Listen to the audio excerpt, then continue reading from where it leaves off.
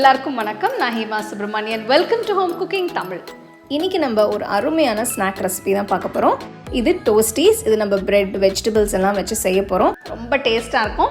So வாங்க இது எப்படி செய்யறதுன்னு பார்க்கலாம். இந்த டீ டைம் டோஸ்டீஸை நம்ம 2 ஸ்டெப்ஸை செய்ய போகிறோம். முதல்ல அதுக்கு தேவையான க்ரீன் சட்னியை செஞ்சுக்கலாம். க்ரீன் சட்னி செய்ய 1 கப் நல்லா க்ளீன் பண்ண கொத்தமல்லி இலை எடுத்துக்கலாம்.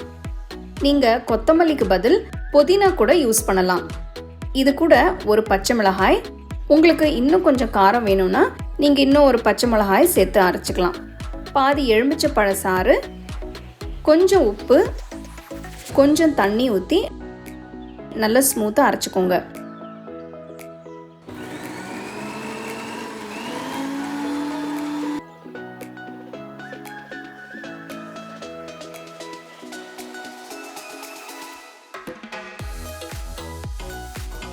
இப்போ செகண்ட் ஸ்டெப், பிரெட்டை ரெடி பண்ணலாம். இதுக்கு 2 பெரிய சைஸ் சாண்ட்விச் பிரெட் எடுத்திருக்கேன். பிரெட்டு மேலே ஈவனாக வெண்ணெயை ஸ்ப்ரெட் பண்ணிக்கலாம். நீங்கள் சால்டட் பட்டர் யூஸ் பண்ணால் நல்லது. இன்னொரு பிரெட் மேலேயும் அதே மாதிரி வெண்ணெயை தடவி வைங்க.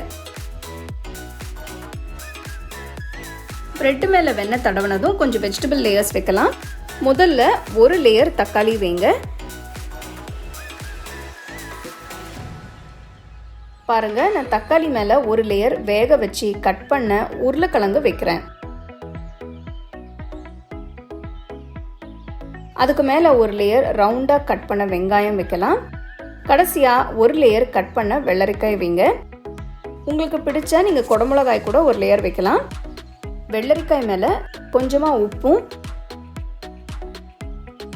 காரத்துக்கு கொஞ்சம் மிளகுத்தூளும் தூவி விடுங்க. அதுக்கு மேலே நம்ம அரைச்சி வச்சிருக்கிற க்ரீன் சட்னி ஸ்ப்ரெட் பண்ணுங்க.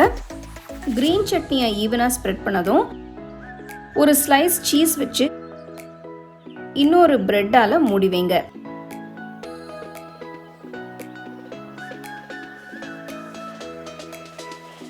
இப்போ இதை டோஸ்ட் பண்ணிக்கலாம். நான் இதை சாண்ட்விச் மேக்கரில் டோஸ்ட் பண்ணுறேன்.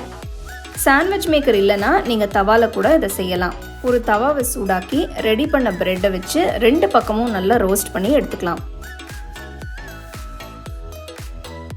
டோஸ்டீஸ் ரெடி ஆயிடுச்சு. கலர் எப்படி இருக்குன்னு பார்த்தீங்களா? இந்த அருமையான சாண்ட்விட்சை டொமேட்டோ சாஸ் கூட சூடாக பரிமாறுங்க.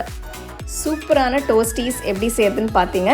ஸோ ஈவினிங் டைமில் பசிக்கும் போது இல்லைன்னா பசங்களுக்கு ஏதாவது ஸ்நாக்ஸ் மாதிரி கொடுக்கணும்னு நினச்சிங்களா, இது செஞ்சு கொடுங்க. எல்லாருமே ரொம்ப விரும்பி சாப்பிடுவாங்க. இந்த வெஜிடபிள்ஸும் சீஸ் கூட நல்லா சூடாக சர்வ் பண்ணிங்கன்னா ரொம்ப அருமையாக இருக்கும். கண்டிப்பாக அதை நீங்கள் ட்ரை பண்ணி உங்கள் கமெண்ட்ஸ் என்னோட ஷேர் பண்ணுங்கள்.